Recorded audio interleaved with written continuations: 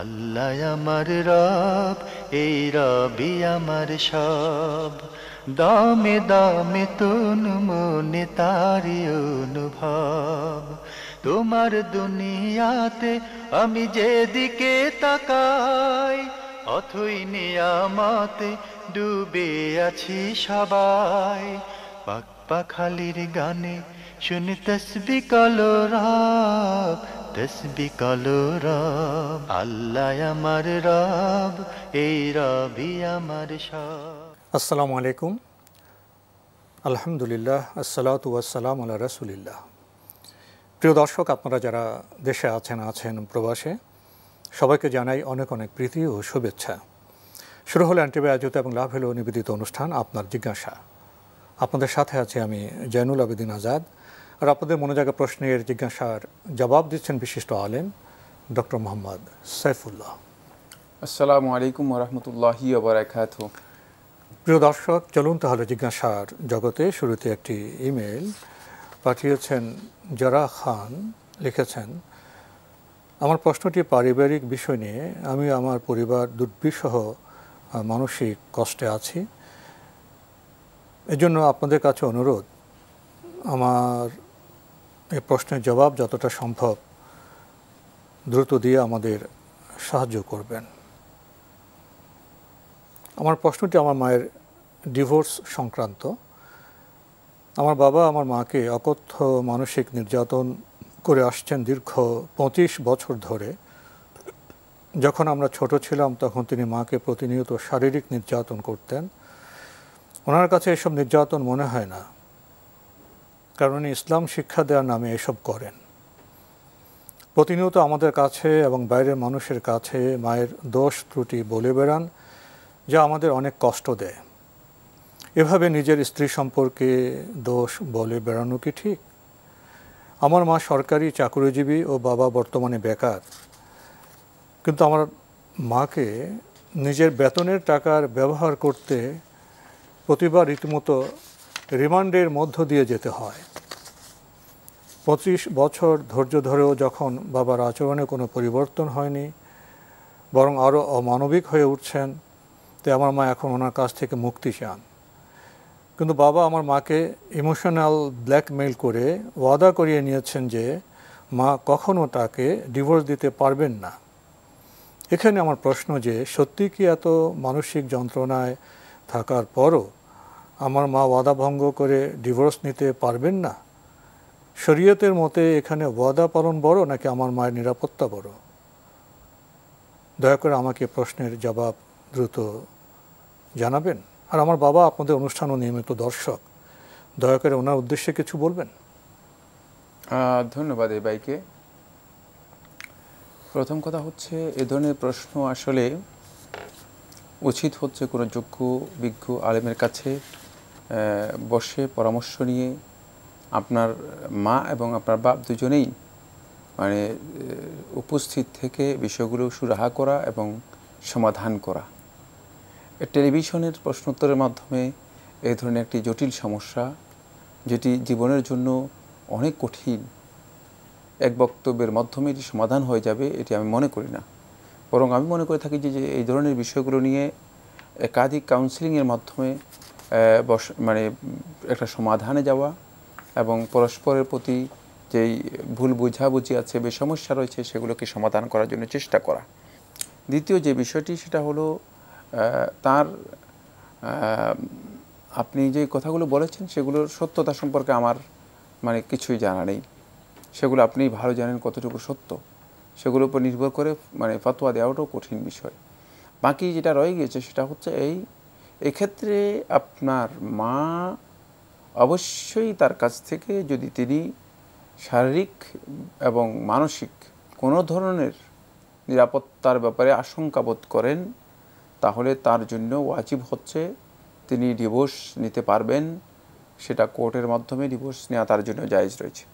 ইসলামী শরিয়া এক্ষেত্রে একেবারেই উদার, প্রশ্নই আসে না ইসলামের মধ্যে কোনো ব্যক্তিকে 1 সেকেন্ডের জন্য তার শারীরিক অথবা মানসিক কোনো অন্যায়ভাবে তাকে নির্যাতনের মুখোমুখি হতে হবে, এটি অনুমোদন ইসলাম দেয় না।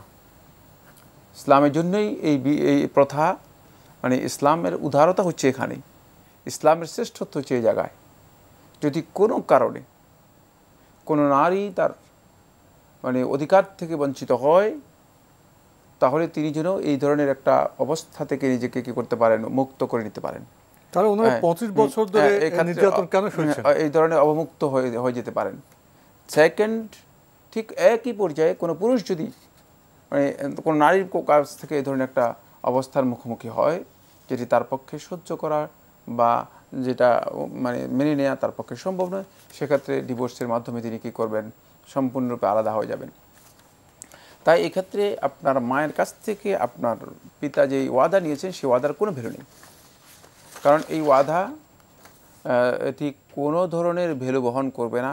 কারণ কেউ যদি আমার উপর জুলম করার জন্য তিনি ওয়াদা নিয়ে থাকেন আর আমি সেই ওয়াদা দিয়ে থাকি, এই ওয়াদা ভঙ্গ করা ওয়াজিব। কারণ তার ওয়াজিব, কারণ হচ্ছে তাকে জুলুম করতে সুযোগ করে দেওয়ার কোনো সুযোগ নেই, ইসলাম অনুমোদন দেয় না। ইসলাম কোনো ধরনের অনুমোদন দেয় না। এই জন্য সেই ক্ষেত্রে আপনার মায়ের জন্য পরিপূর্ণরূপে জায়েজ রয়েছে, তিনি ডিভোর্স নিতে পারবেন, কোর্টের মাধ্যমে তিনি ডিভোর্স নিতে পারবেন, তার জন্য জায়েজ রয়েছে। বাকি আপনার আব্বার জন্য যে কথাটি আপনি বলেছেন যে তিনি আমাদের প্রোগ্রামের একজন নিয়মিত দর্শক, আমি জানি না আমাদের প্রোগ্রামের নিয়মিত দর্শক হলে তো তিনি এত তার অবস্থানটা এমন যেভাবে আপনি বর্ণনা করেছেন এমনটি আমি বিবেচনা করতে পারছি না। যাই হোক, হতে পারে কোনো না কোনো কারণে, হয়তো মানসিক কারণেও হতে পারে, হতে পারে যে অন্য কোনো কারণেও তিনি মানে এ বিষয়ে তার ভুল বোঝাবুঝি থাকতে পারে। আমি যে বিষয়টি তার জন্য বলবো সেটা হচ্ছে এই, আল্লাহ সুবহানাহু ওয়া তাআলা কোরআন কারীমের মধ্যে স্পষ্ট করে বলে দিয়েছেন যে অনেক জিনিস আছে, আসা আন তাকরাহু শাইআন ওয়া হুয়া খায়রুল লাকুম, অনেক জিনিস আছে যেটা তোমরা ঘৃণা করো, অপছন্দ করো, অথচ সেটা তোমাদের জন্য কল্যাণ করেছে। ওয়াসা আন তুহিব্বু শাইআন, অনেক জিনিস আছে যেগুলো তোমরা খুব পছন্দ করো, তোমাদের মনে হয় যেটা খুব ভালোবাসার, কিন্তু ওয়া হুয়া শাররুল লাকুম, সেটা তোমাদের জন্য কল্যাণকর, তোমাদের জন্য শাররুল লাকুম, সেটা তোমাদের জন্য ক্ষতিকর। সুতরাং সেই ক্ষেত্রে মানে আপনি যদি কোনো কারণে মনে করে থাকেন যে তার কোনো আচরণ কোনোভাবেই আপনি মেনে নিতে পারছেন না, তাহলে আপনার জন্য ওয়াজিব ছিল যেটা, সেটা হলো এই, তার উপর শারীরিক মানসিক নির্যাতন না করে তাকে অবমুক্ত করে দেয়া। কারণ মানে তার কোনো বিষয় যদি আপনার কাছে পছন্দ না হয়ে থাকে, তাহলে আপনি তাকে অবমুক্ত করে দেওয়া আপনার উপর ফরজ ছিল, বাধ্যতামূলক ছিল। সেই কাজটি না করে যদি আপনি জুলম করে থাকেন, তাহলে আপনি কিয়ামতের দিন কীভাবে উত্থিত হবেন, কি জবাব দিবেন আল্লাহ রাব্বুল আলামিনের কাছে? এটা তো ভয়ঙ্কর অপরাধ। আয-যুলমু যুলুমাত ইয়াউমাল কিয়ামা, রাসূলুল্লাহ সাল্লাল্লাহু আলাইহি ওয়াসাল্লাম হাদিসের মধ্যে বলেছেন কিয়ামতের দিন জুলম হবে, ভয়ঙ্কর অন্ধকার হিসেবে আসবে, অন্ধকারের পর অন্ধকার হয়ে আসবে। এটাকে আল্লাহ সুবহানাহু ওয়া তাআলা কোনোভাবেই ক্ষমা করবেন না। সুতরাং আপনি যেই দ্বীনের কথা বলছেন, আপনি যে ইবাদতের কথা বলছেন, আপনি যেই মানে ইসলামের কথা বলছেন, সেই ইসলামের সাথে জুলমের আদৌ কি কোনো সহাবস্থান আছে? জুলম আদৌ কি সমান্তরালভাবে সেটা চলতে পারে? প্রশ্নই আসে না। ইসলাম জুলমকে পরিপূর্ণরূপে হারাম করেছে। ইসলামের একটি শব্দ রয়েছে, সেটা হচ্ছে ইসলাম সিলমুন শব্দ থেকে এসেছে। সিলমুন হচ্ছে যেখানে সমন্বয় চুক্তি, মানে শান্তির জন্য সমন্বয় চুক্তি। তো যেখানে শান্তিই হলো না, সমন্বয়ই হলো না, যেখানে চুক্তিই আসলো না, সমঝোতাই আসলো না, সেখানে ইসলামের বাইরে আসলে আমরা যে আচরণ করতেছি, আচরণ কিভাবে আমাদের জীবনের মধ্যে শান্তি দিতে পারে। তাই আমি অনুরোধ করব, অত্যন্ত বিনয়ের সাথে আপনার কাছে অ্যাপিল করব, সেটা হচ্ছে আপনি মানে অত্যন্ত সতর্কতার সাথে হয়তো আপনার এই গর্হিত কাজ থেকে নিজেকে দূরে রাখুন। আমি জানি না এর বাস্তবতা কি, অন্যথায় খুবই সহজ পদ্ধতি, আপনার যদি ওনার কোনো বিষয় আপনার কাছে অপছন্দ হয়ে থাকে, তাহলে আপনি তাকে অবমুক্ত করে দিন। আল্লাহ সুবহানাহু ওয়া তাআলা এর জন্য আপনাকে বাকরাও করবেন না, কারণ আপনি মানে আপনার পছন্দ হয়নি, সেজন্য তাকে অবমুক্ত করে দিয়েছেন, ছেড়ে দিয়েছেন। সেটা আপনার জন্য একেবারেই সহজ পদ্ধতি। কিন্তু তাকে আটকে রেখে মানে তার উপর অত্যাচার করবেন, তিনি মানে পরিবারের মধ্যে থাকবে একজন রিমান্ডের আসামির মতো, এই কাজটি কোনোভাবেই ইসলাম অ্যালাউ করে না। আমি আসলেই মানে এই কথা আমার কাছে খুবই দুঃখজনক মনে হচ্ছে। এই জন্য হয়তো আপনার সাথে বিনয়ের সাথে আপনাকে অনুরোধ করব এই কাজটি করবেন না। আমাদের হাতে একটি ইমেইল, এটি পাঠিয়েছেন মুজিবুল হক চট্টগ্রাম থেকে। আপনি লিখেছেন, আমার আম্মা রিসেন্টলি গভর্নমেন্ট সার্ভিস থেকে রিটায়ার্ড করেছেন। এখন ওনাদের গভর্নমেন্ট থেকে কম্পালসারি যে প্রভিডেন্ট ফান্ড কাটা হয়েছে সেটাতে কি সুদ আছে কি না? কারণ গভর্নমেন্ট এভরি মান্থে কিছু টাকা কাটে এবং end of service government extra আরও কিছু টাকা দিবে মূলধন টাকার সাথে। বিস্তারিত বুঝিয়ে বলতে রিকোয়েস্ট করছি। সরকারের পক্ষ থেকে যদি মানে সরকারি ফান্ড থেকে তাকে আবার মানে সুনির্দিষ্ট অঙ্ক মানে ফেরত দেওয়া হয়, রিফান্ড করা হয়, তাহলে এটি জায়েজ। কিন্তু যদি সেটা তার টাকার এগেনিস্টে তাকে সুদ হিসেবে দেওয়া হয় তাকে, তাহলে এটা হারাম। তাহলে অতিরিক্ত যে সুদটা রয়েছে তিনি পাবেন না। ফালাকুম রুউসু আমওয়ালিকুম, শুধুমাত্র মূলধনটুকু তার মালিকানা আসবে, আর বাকি অতিরিক্ত যে টাকাটি তিনি গ্রহণ করবেন সেটি তিনি তার মালিকানা আসবে না। তিনি সেটা গ্রহণ করে এটা উজুহুল খায়ের, কল্যাণমূলক যে কাজগুলো আছে, ভালো কাজ আছে, সেই ভালো কাজে তিনি খরচ করে দেবেন, তার মালিকানায় সেটি আসবে না। এখন এই বিষয়টি আপনি স্পষ্ট করে নেয় যে আসলে সেখানে চুক্তি কি, মানে চুক্তির উপর নির্ভর করবে, মানে যেই মানে প্রভিডেন্ট ফান্ডের যে টাকাটি, সেই টাকাটি আদৌ কি মানে তিনি রিসিভ করতে পারবেন কিনা। এটা যদি এমন হয় যে সরকারের পক্ষ থেকেই অতিরিক্ত মানে টাকাটি দেওয়া হচ্ছে, মানে তাহলে এক্ষেত্রে সরকার যেটাকে রিফান্ড করবেন এটা পরিপূর্ণরূপে গ্রহণ করা জায়েজ রয়েছে, যেহেতু মানে সার্ভিসের এগেনিস্টে আপনাকে দেওয়া হচ্ছে, আপনি গ্রহণ করতে কোনো ধরনের বাধা নেই। কিন্তু যদি সেখানে উল্লেখ থাকে এটা সুদ হিসেবে, চুক্তিতে যদি উল্লেখ থাকে অথবা প্রভিডেন্ট ফান্ডের যে সিস্টেম রয়েছে সেই সিস্টেমের মধ্যে যে সেটা উল্লেখ থাকে যে এটা সুদ হিসেবে দেওয়া হচ্ছে, তাহলে এটা কোনো দিন হালাল হবে না, প্রশ্নই আসে না। জি, তাহলে আমরা এই বিষয়ে আসুন আরও সতর্ক হই। প্রিয় দর্শক, আমরা বিষয়টি সম্পর্কে জানলাম। আমাদের হাতে আরও একটি ইমেল, এটি পাঠিয়েছেন সাদিয়া আমিন। লিখেছেন, আপনিও সেই ইংরেজি হরফে বাংলায় ইমেলটি পাঠিয়েছেন। এবার তো কোরবানি হচ্ছে মহা সংকটের মাঝে, এতে চরম ঝুঁকিও আছে। অনেকেই করোনাতে আক্রান্ত হতে পারেন, তাই এইবার কোরবানি না করলে কি কোনো সমস্যা আছে? কোরবানি না করে 10 বা 15 হাজার টাকা গরিবদের মাঝে দান করলে কি চলবে? কি করা উচিত? ধন্যবাদ, আপনার প্রশ্ন বুঝতে পেরেছি। কোরবানি না করলে কোনো সমস্যা আছে, সমস্যার মাসআলা এখানে আসবে না। আমরা প্রশ্ন করার সময় আমরা আসলে অন্যদিকে চলে যাই। সমস্যার মাসআলা না, কোরবানি না করলে কোরবানি যে ফজিলত রয়েছে সেই ফজিলত থেকে মাহরুম হবেন কোনো সন্দেহ নেই। খুবই সহজ কথা, সমস্যা আর অসমস্যা নয়। কোরবানি একটা ইবাদত হবে, একটা ইবাদত। আপনি এই ইবাদতে যে ফজিলত রয়েছে সেই ফজিলত থেকে আপনি মাহরুম হয়ে যাবেন, কোনো সন্দেহ নেই। বাকি যে বিষয়টি রয়ে গেছে সেটাকে যদি আপনি মিনিমাইজ করতে পারেন, মানে কোরবানির ক্ষেত্রে আপনার জন্য উত্তম হচ্ছে মিনিমাইজ করা, যথাসম্ভব মানে চেষ্টা করা, কোরবানি করতে পারলেই ভালো। কিন্তু যদি কোনো কারণে সামর্থ্যের বাইরে চলে যায়, তাহলে যদি কেউ পরিস্থিতির কারণে কোরবানি না করেন তিনি গুনাহগার হবেন না, এবং তার জন্য মানে এই ফজিলত তিনি যেহেতু ফজিলতের বিষয়টি, সেই ফজিলত তিনি কোরবানির ফজিলত না পেলেও তিনি যদি এক্ষেত্রে সাদাকা করে দেন কোরবানির টাকাটি, তিনি অবশ্যই সাদাকার যে সওয়াব রয়েছে, ফজিলত রয়েছে, সেই ফজিলত তিনি পেয়ে যাবেন। পরিস্থিতি এর কারণে তিনি গুনাহগার হবেন না, যেহেতু কোরবানির পশু কেনা, বাজারে যাওয়া, পশু জবে করা, তারপরে পশুর কোরবানি গোশত ইত্যাদি, এই যে মানে অনেক লম্বা একটি মানে কাজ রয়েছে, এই কাজগুলো সবগুলোই মূলত ঝুঁকিপূর্ণ কাজ। এই পরিস্থিতির মধ্যে একটা ঝুঁকিপূর্ণ কাজ। এক্ষেত্রে যদি কেউ ওই ঝুঁকিগুলো বহন করতে বা ঝুঁকির মুখোমুখি হতে তিনি যদি অপছন্দ করেন, তাহলে তার জন্য কোরবানি না করলেও তিনি গুনাহগার হবেন না, যেহেতু আল্লাহ সুবহানাহু ওয়া তাআলা বলে দিয়েছেন ফাত্তাকুল্লাহ মাস্তাতাতুম, তোমরা আল্লাহ তাআলাকে ভয় করো, মাস্তাতাতুম যতটুকু তোমরা মানে করতে পারো, যতটুকু তোমাদের সামর্থ্যে কুলায়, সামর্থ্য যতটুকু আপনি রাখেন ততটুকুই আপনি আল্লাহ তাআলাকে ভয় করবেন।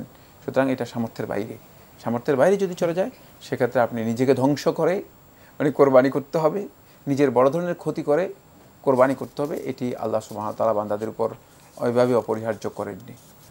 আমরা খুবই গুরুত্বপূর্ণ বিষয়ে অবগত হলাম প্রিয় দর্শক। আমাদের হাতে আরও একটি ইমেল, এটি পাঠিয়েছেন মোহাম্মদ সাকিবুল হাসান, ঢাকা থেকে। আপনি সিলেটে লেখাপড়া করে থাকেন এবং আপনি লিখেছেন যে আমার প্রিয় টিভি প্রোগ্রাম আপনার জিজ্ঞাসা, আমাদের সম্পর্কে জানতে চেয়েছেন কেমন আছি। আমরা আলহামদুলিল্লাহ ভালো আছি, আপনিও ভালো থাকবেন আমরা সেই দোয়াই করি। এরপর আপনি লিখেছেন আমি এর আগেও মেল পাঠিয়েছিলাম কিন্তু কোনো উত্তর পাইনি।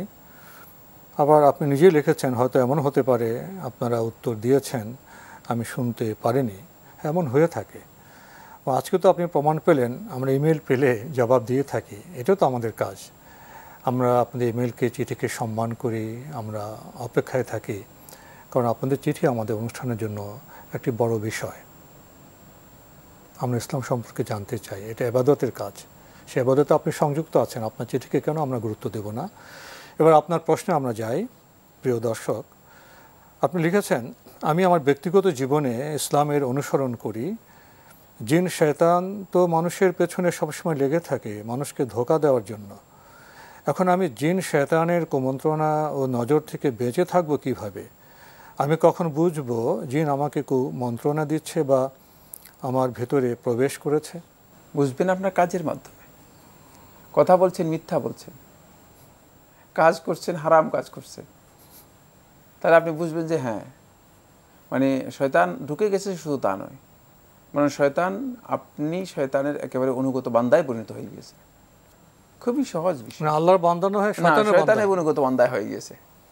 কারণ যখন কথা বলছেন, মিথ্যা বলছেন, কথা বলছেন, গীবত করছেন, কথা বলছেন, শুকরখুরি করছেন, কথা বলছেন লোকদের মধ্যে মানে কথা চালাচালি করছেন, মানে বিপর্যয় তৈরি করার জন্য ষড়যন্ত্রমূলকভাবে একজনের পেছনে আরেকজনকে লাগিয়ে দিচ্ছেন, তাহলে বুঝতে হবে যে শয়তান এর আপনি অনুগত, শয়তান আপনার মধ্যে কাজ করতেছে। ঠিক আমলের মধ্যেও একই। আমলের মধ্যে কি, যখনই কোনো কাজ করছেন দেখতেছে হারাম কাজ, নিষিদ্ধ কাজ, গর্হিত কাজ, শরিয়া অনুমোদন দেয়নি, এই ধরনের কাজের মধ্যে আপনার মানে তারপরে মানে চোখ যখনই দৃষ্টি দিচ্ছেন খেয়ানত করতেছেন, মানে কোনো আমানত রাখতে খেয়ানত করতেছেন, চোখ, কান, মুখ এগুলি সবগুলো খারাপ ব্যবহার, মানে সবগুলো খারাপ ব্যবহার করছেন, তাহলে বুঝতে হবে যে এটা 1 নম্বর পয়েন্ট। কিন্তু এটা 1 নম্বর পয়েন্ট, আর সামনে আরও পয়েন্ট আলোচনা করবো। এখান থেকে আমরা বুঝতে পারবো যে আপনি মানে শয়তান আপনারকে মানে কুমন্ত্রণা দিচ্ছে, শয়তান দ্বারা আপনি পরিচালিত হচ্ছেন। মানে সুতরাং এখানে আপনাকে একেবারে ক্লিয়ার বুঝতে হবে যে শয়তান এর মাধ্যমে যে আপনি পরিচালিত হচ্ছেন সেটা আপনার মানে বুঝতে হবে। 2 নম্বর হচ্ছে আল্লাহর বিধান এবং আল্লাহ রাব্বুল আলামিন নির্দেশের অথবা নিষেধের ব্যাপারে আপনার অন্তরের মধ্যে কোনো ধরনের ভাবলেশ থাকবে না, অবস্থান থাকবে না। মানে মনে হবে যেন বেপরোয়া, হারামের ব্যাপারে বেপরোয়া, ফরজের ব্যাপারে বেপরোয়া, মানে ভালো কাজের ব্যাপারে বেপরোয়া। মানে এইটা আপনার দলিল, মানে বুঝতে পারবেন আপনি যে হ্যাঁ শয়তান আপনার মধ্যে কাজ করতেছে, শয়তান আপনার মধ্যে কাজ করতেছে, এটা আপনি বুঝতে পারবেন। 3 নম্বর যে কাজটি সেটা হলো যে শয়তান যে আপনার মধ্যে কাজ করতেছে আপনি বুঝতে পারবেন যখন আপনি দেখবেন যে মানে আপনার আশেপাশে যারা আছে তারা আপনার কাজগুলোকে অপছন্দ করতেছে, ঘৃণা করতেছে। মানে আপনার কাজগুলো কিন্তু আপনার কাছে মনে হচ্ছে যেন এগুলো খুব ভালো কাজ, মানে আপনার কাছে মনে হচ্ছে এটা সুন্দর কাজ। মানে যারা আশেপাশে আছে তাদের কাছে ধিক্কৃত, ঘৃণিত, কিন্তু আপনার কাছে মনে হচ্ছে যেন আপনি একটা ভালো কাজ করতেছেন। বোঝা গেল যে শয়তান আপনার মধ্যে মানে এই মানে কাজগুলো করতেছে। এই ক্ষেত্রে শয়তান থেকে নিজেকে মুক্ত করার জন্য মানে যেই সমস্ত নির্দেশনাগুলো রাসূলুল্লাহ সাল্লাল্লাহু আলাইহি ওয়াসাল্লাম দিয়েছেন সকল প্রকার ইস্তেআজা নিয়মিত করতে হবে।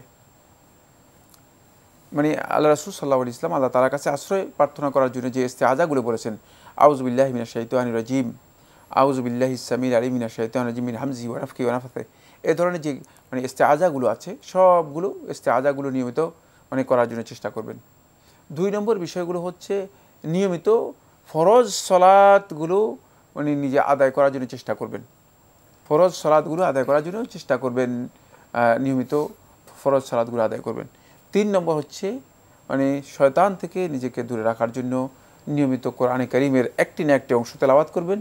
সূরাতুল বাকারা বেশি বেশি করে তেলাওয়াত করার চেষ্টা করবেন, তাহলে দেখবেন যে শয়তান আপনার মধ্যে কাজ করতে পারবে না। আল্লাহ সুবহানাহু ওয়া তাআলা তৌফিক দান করুন যাতে করে আমরা নিজেরা শয়তান থেকে নিজেদেরকে মুক্ত রাখতে পারি এবং শয়তানের কাজে নিজেরা ইনভলভ না হই। তো আজকে আমাদের এখানেই শেষ করতে হচ্ছে। আপনাকে অনেক ধন্যবাদ। আপনাকে অনেক ধন্যবাদ। প্রিয় দর্শক, আমরা দেখছিলাম এনটিভি আয়োজিত এবং লাভ হলো নিবেদিত অনুষ্ঠান আপনার জিজ্ঞাসা। আমাদের অনুষ্ঠান আপনারা এনটিভি অনলাইনেও দেখতে পারবেন, ভিজিট করুন www.ntvbd.com। এছাড়া ইউটিউবে এবং আমাদের ভেরিফাইড ফেসবুক পেজে অনুষ্ঠান দেখতে পারবেন। আমরা হয়তো ভুলে যাই, শয়তান আমাদের ভুলে না।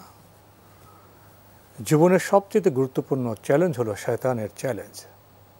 শয়তান আমাদের সামনে থেকে, পেছন থেকে, ডান থেকে, বাম থেকে আমাদের বিভ্রান্ত করবে, কুমন্ত্রণা করবে, অথচ আমরা শয়তানকে ভুলে গেছি।